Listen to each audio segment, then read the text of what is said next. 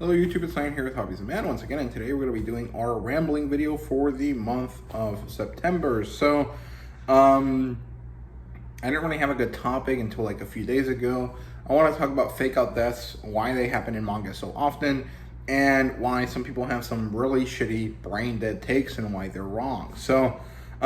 Yeah, I don't really have a strong opinion necessarily about fake out deaths. They happen a lot in media.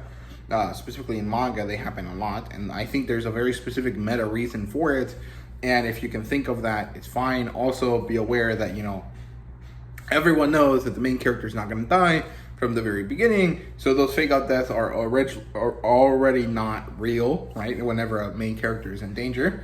But also, most of the main character's friends are also not going to be actually in danger ever, so most of these fake out deaths are already not going to happen. But most people don't really think about that in the moment they're reading, right? And most of these fake out deaths happen as a way to get an immediate reaction, then kind of go away, right? So there's that side of things. I do have a relatively strong opinion on some of the brain dead takes that I've seen around. This is all due to a recent My Hero Academia chapter where, spoilers, I guess, Bakugo seems to have been injured, very badly, and then there's another character that decides to sacrifice themselves the chapter after in order to give Bakugo the chance to live. And so, end of spoilers. It's based on that. I'm not going to get into the specifics of why that happens, because I think that is a more important spoiler than the fake out death itself. But I am going to talk about a few other different fake out deaths in media in general. And the brain dead take that I've seen that I want to complain about, or that I want to address, is the fact that a lot of people seem to be, negating the point of the fake out death by saying that it's fantasy, that it's fiction, specifically the Bakugo one.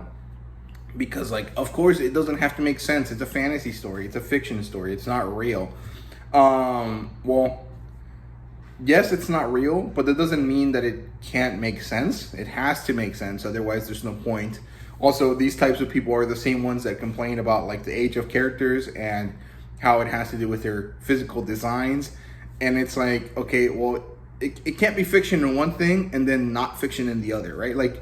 The discourse is really bad around that stuff. But the specific brain dead take is that it doesn't matter because fiction, so the way that they do things to fix fake out deaths doesn't have to be good or doesn't have to make sense. That is a stupid take. That is very bad. That is not good. So I'll talk about the two parts here soon. So first part, why do fake out deaths happen? And honestly, I just think it has to do with the medium and the way that the medium is sold. And the way that the medium is serialized, right? So the manga medium is serialized once a week, once every 2 weeks, once a month, once every 3 months, whatever the case may be. And the point is that at the end of the chapter, you have to have a reason why the reader is going to come back, spend money on the magazine just to read that chapter or just to read a few chapters, right? So regardless of the fact that it's a bad thing to do in the story, which it not necessarily, I don't really think fake out deaths are bad. They just kind of affect your credibility as an author later. But because of the medium, because there has to be a hook, fake out deaths are a really easy way to make sure that you get people to come back to your story, right? I mean, honestly, even Western TV shows do this a lot, right? A character gets into an accident and we don't get to see the fallout of the accident. We get to see that they get rushed to the hospital and then the chapter ends and then you have to wait till next week to watch the next episode, or you binge it, right? But no one realistically thinks that the characters are gonna die, right? We know deep in our understanding of storytelling, which we have developed through, consuming media forever, know that most main characters are not gonna die. It's honestly surprising when they do, right? That's why Game of Thrones' tendency to just kill everyone is really exciting to a lot of people, right? Because it's one of the few times where you think it's a character's a main character and then they just get their head chopped off like Ned Stark, and then you're like, oh shit, what the fuck do we do now? And it turns out that, he wasn't the main character, so that's why he could die like that. But because you spent so much time developing him as an important viewpoint, aka making people think that he is the main character, his death matters when it sticks and it happens and it's so final, right? So there is that. But I think that the main reason why it happens so often in manga, and the one that we have to keep in mind so that not everyone gets pissed off all the time, is that ultimately each chapter has to be able to sell itself and the next chapter every week when it's serializing, right? This doesn't really matter when you read it in tankobon format, which is how most Americans will read their manga. So it doesn't really make a difference to us Westerners. It actually happens to be a lot more annoying, but if you're reading it week to week, it makes total sense that this would happen often, and that's why it happens in so many series, right? So that's it. That's the meta version, right? And I think that people have to keep this in mind, because at the end of the day, that's why people are interested in these stories, right? Something happens and you don't know what the outcome is, so you want to read the next chapter, and you keep going and you keep going and you keep going, and so this is just a technique in order to get you to come back. It's not good, it's not bad, it's just a tool. And the problem isn't necessarily week to week. The problem comes when it's part of the story, part of the major narrative, and you're reading it in one go. When you're binging chapters, it kind of gets annoying, right? Because every time the mangaka or the author kills a character and then immediately brings him back next chapter, there's problems, because you're losing the effect, right? Oda does this a lot. Pell should have died, he didn't. A bunch of other characters should have died, and then they didn't. And so every time someone dies, you don't really care. But the 2 times that it does matter, they're impactful, but they're also very clearly, directly like, hey, these people are dying and there's no way to save them, right? So it's a little bit different in One Piece, in my opinion. Like, generally speaking, main character deaths are not going to happen. Anytime the main character gets injured, you're obviously not going to have any issues, even if they make it seem to be like some sort of some sort of important thing.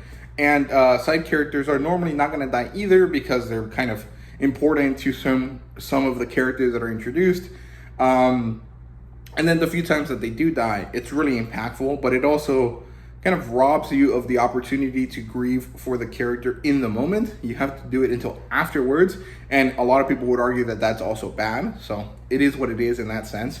So the author loses credibility every time they do one of these fake out deaths, but also, who cares, right? So that's why I personally don't find fake out deaths all that important. At the end of the day, narratively speaking, very few deaths really matter, and only matter in the context of characters. Luffy, the death that happens in Luffy's family is really important because it affects Luffy, but we don't really necessarily care about the other character that died. We care about the effect that it had on Luffy. Jiraiya dying in Naruto is not necessarily that, oh, it sucks that Jiraiya died, because he was an old man. He was going to die anyways, right? But the fact that he dies sacrificing himself and sending data to Naruto is important, right? It's a lot of these types of things, right? So, I don't know. Narratively, I don't think death needs to be there for stakes, but there definitely has to be, something meaningful every time someone dies. And if you keep killing people and then bringing them back next chapter, it kind of kills that momentum, that power, that importance of the death scene, right? So that's it. In terms of the brain dead take that I saw, that is so stupid. Of course, the way you bring back characters has to make sense, because if it doesn't, then your credibility as an author is even more destroyed. There's no reason why anyone would want to read your story if you don't make it make sense within its own context, right? So the reality is that most science fiction and fantasy stories function on real world logic until otherwise stated. So even in any manga, any novel, any story that you see, everything functions the same way it does in the real world until a new rule is established that is not the case. So in My Hero Academia, the physics of the world, the effect that punches have on people, all of those make sense until you introduce the superpower. Then the superpower makes it so there's new rules. So some characters are going to be super affected by punches like normal people. Other characters are going to be super durable, so they're not going to be affected by them. And this is kind of established across a lot of things. Now, in so, what you need to do is that when you set up a situation, you have to have a plausible, well set up reason why you can get out of it, right? So I'm going to use other stories to make an example. Dr. Stone. The first thing we see in Dr. Stone is that the stone thing protects people from decay, right? From death. So if you're encased in stone or you have a part of stone on you, you are likely to be able to be revived almost exactly the same way you were before, with some minor deformities, which are the little scar lines that all the characters have, right? So we understand that from the very first chapter. So later on in like chapter 7 or 8, when there's a fake out death for Senku, we understand that the reason why he doesn't die is because of the stone. And then he immediately explains that after he revives in the next chapter, right? So that fake out death works. And then there is also a plausible, consistent reason within the universe as to why he was able to survive, right? That's what it is. That's how that works.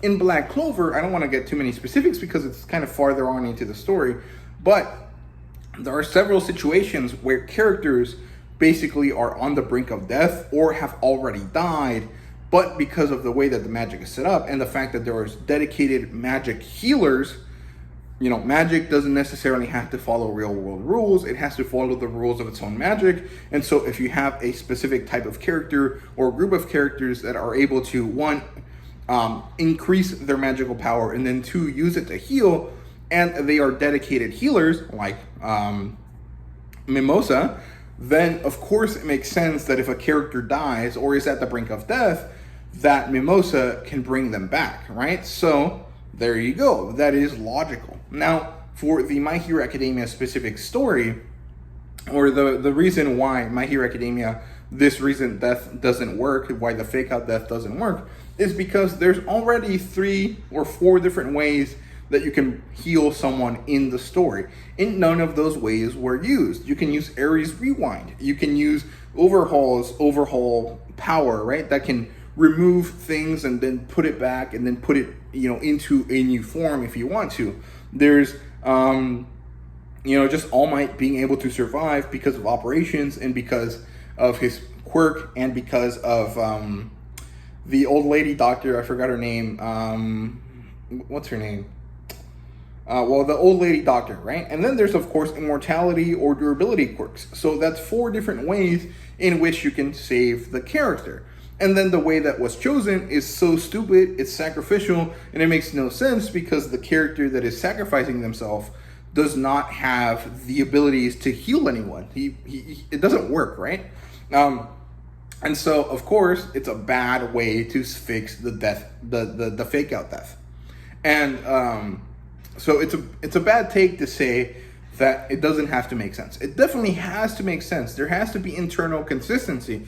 Otherwise, what the fuck is the point of having rules in your fantasy world? And rules are important. Even if you have a soft magic system, you have to make sure that there is still a believable reason why this has to happen. And the reality is that the My Hero Academia fake out death with Bakugo doesn't have that believability to it because it doesn't make any sense. The sacrifice, the character that are linked to it don't make any sense either. And honestly, it's just really badly done. So I have a lot of issues with that death within the fact that it doesn't stay internally consistent. I don't necessarily care too much about the fact that it's a fake out death. I just think that the way it was solved is really fucking poor and really, really bad. And I understand that Horikoshi doesn't really want to write the story anymore, but I think honestly at this point it should be like, hey, take a break, take 1, 2, 3 years if you need to just relax and do something else, and then come back and finish the story when you're in a better mental state. Because honestly, that story can go on for so long. There's so much good stuff to it, and Horikoshi, with his desire to finish it, has been really destroying all of the great stuff that he did. So I think it would be just better to, not have it around for a while and have Horikoshi take a break. But I don't know necessarily if he's, at the level of other mangaka to be able to decide that, hey, I need a break and you have to give it to me.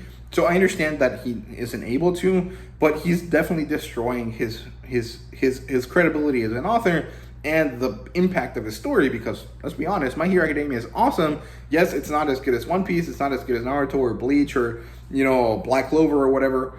Yes, I think Black Clover is better than My Hero Academia, but something about My Hero Academia and the way Deku is so endearing and good, and Horikoshi is destroying it by just doing all of these things that really don't make sense and by trying to rush his story, right? So it is what it is. Those are my thoughts on fake out deaths and the meta reason why they occur and a brain dead take I saw about them. So yeah, I hope you guys enjoyed the video. If you did, please leave a like, subscribe, and comment down below. Let me know what you thought. And thank you guys very much for watching. See you guys later.